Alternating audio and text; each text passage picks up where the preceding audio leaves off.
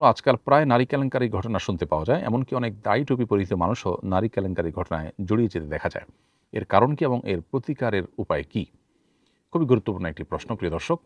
এই প্রশ্ন উত্তরে বলতে চাই যে নবী করিম সাল্লাল্লাহু আলাইহি সাল্লাম ১৪৫০ বছর আগে বলে গেছেন। তিনি বলেছেন যে, "আমি আমার পরে তোমাদের মধ্যে পুরুষদের জন্য নারীদের চাইতে বেশি ক্ষতিকর কোনো ফিতনার বিষয় আর রেখে গেলাম না।"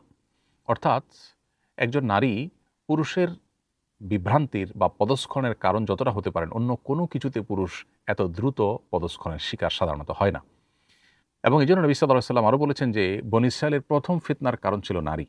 এজন্য একজন পুরুষ সর্বোচ্চ সতর্ক থাকবেন। এ হাদিসে কিন্তু নারীকে কোনো দোষারোপ করা হয়নি।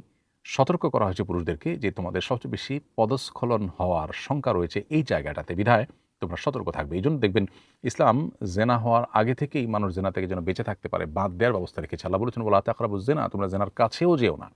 অন্যান্য অপরাধের ক্ষেত্রে বলেছেন আল্লাহ অপরাধ করো না। এখানে বলেছেন কাছেও যেও না। কারণ কেউ যদি আসলে কোনো পরনারীর সাথে দেখা সাক্ষাৎ করে, তার সৌন্দর্য অবলোকন করে, তার সাথে আলাপচারিতায় জড়িয়ে পড়ে, এরপর আস্তে, আস্তে ধীরে, ধীরে সে মনে, মনে বা কল্পনার জগতে জেনায় লিপ্ত হবে। এরপরে সুযোগ তৈরি হলে সে সরাসরি জেনায় লিপ্ত হতে পারে এবং যার প্রতি সে আকৃষ্ট হয়েছে তাকে হাতের নাগালে না পেলে যেখানে সেখানে তার যৌন চাহিদাকে চরিতার্থ করতে পারে এবং সমাজে বিশৃঙ্খলা তৈরি হতে পারে। এজন্য শরিয়া কিন্তু এতগুলো বাঁধ দেওয়ার ব্যবস্থা রেখেছে।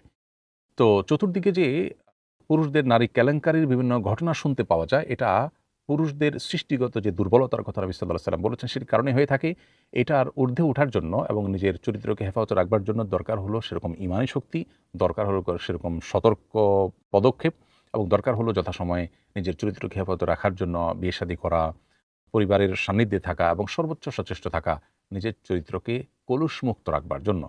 নবী সাল্লাল্লাহু আলাইহি সাল্লাম বলেছেন, মাইয়াতমান লিমা বাইনা লিহইয়াইহি ওয়া মা বাইনা রিজলাইহি আদমাল্লাহুল জান্নাহ, যে ব্যক্তি তার ২ চোয়ালের মধ্যবর্তী অঙ্গ অর্থাৎ মুখ এবং তার ২ পায়ের রানের মধ্যবর্তী অঙ্গ অর্থাৎ তার সম্ভ্রম তথা লজ্জাস্থান, এই সম্ভ্রম এবং লজ্জাস্থান এবং মুখকে যদি কেউ কন্ট্রোলে রাখার, নিয়ন্ত্রণে রাখার দায়িত্ব গ্রহণ করে, অর্থাৎ আল্লাহ যা অনুমোদন করেননি সেখানে এই অপাত্রে এগুলোকে ব্যবহার করে না, নবী সাল্লাল্লাহু আলাইহি ওয়াসাল্লাম বলেছেন, আদমাল্লাহুল জান্নাহ, তার জন্য আমি জান্নাতের দায়িত্ব নিলাম। এবং আল্লাহ তাআলা সফল মুমিনদের যে বৈশিষ্ট্য সূরা মুমিনে উল্লেখ করেছেন তার মধ্যে একটা উল্লেখ করেছেন, ওয়াল্লাযীনা হুম লিফুরুজিহিম হাফিজুন, যারা তাদের লজ্জাস্থানকে, তাদের সম্ভ্রমকে হেফাজত করে, নিয়ন্ত্রণ করে। ইসলাম আমাদেরকে কন্ট্রোল এবং নিয়ন্ত্রণের কথা শিখিয়েছে। আজকালকার ভোগবাদী পৃথিবীতে আমরা দেখব চতুর্দিকে শুধু ভোগের আহ্বান করা হচ্ছে, নিয়ন্ত্রণের কথা কেউ বলছে না। ইসলাম কিন্তু আমাদেরকে কন্ট্রোল এবং নিয়ন্ত্রণের কথা বলে। এই কন্ট্রোল এবং নিয়ন্ত্রণ না করলে আমরা অপমানের শিকার হব, অপদস্থ হব, পদস্খলন ঘটবে এবং সমাজ নানা রকম বিশৃঙ্খলায় ভরে যাবে। এজন্যই একজন পুরুষ তার নিজেকে পবিত্র রাখার জন্য যদি সর্বোচ্চ চেষ্টা করেন, তার জন্য প্রয়োজনীয় পদক্ষেপ নেন, যেমন বিবাহ-শাদী করা, তারপরে পরিবারের সান্নিধ্যে থাকা এবং নবী সাল্লাল্লাহু আলাইহি ওয়াসাল্লাম যেহেতু সতর্ক করেছেন নারী ঘটিত ফিতনার ব্যাপারে, অতএব এ ব্যাপারে সর্বোচ্চ তিনি নিজেকে আপনার দূরে রাখবেন এবং সতর্ক অবস্থানে রাখবেন, তাহলে ইনশাআল্লাহ তিনি হেফাজতে থাকতে পারেন। আর যদি কেউ অতিরিক্ত সাহসী হয়ে বা নিজের প্রতি অনেক আত্মবিশ্বাসী হয়ে এদিকে পা বাড়াতে থাকেন, তাহলে একটা সময় তার পদস্খলন ঘটে যাবে।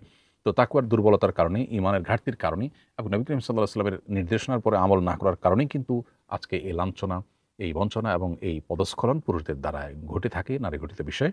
আমাদের দরকার হলো নবী সাল্লাল্লাহু আলাইহি ওয়াসাল্লামের হাদিসকে সর্বোচ্চ আমলে নেওয়া এবং সর্বোচ্চ গুরুত্ব দেওয়া এবং চরিত্রকে হেফাজত করার সংগ্রামে যদি কেউ জয়ী না হয়, তাহলে সে জান্নাতি হতে পারবে না, তার জান্নাতের পথ সুগম হবে না, যেমনটি হাদিস থেকে আমরা স্পষ্টত জানতে পারলাম।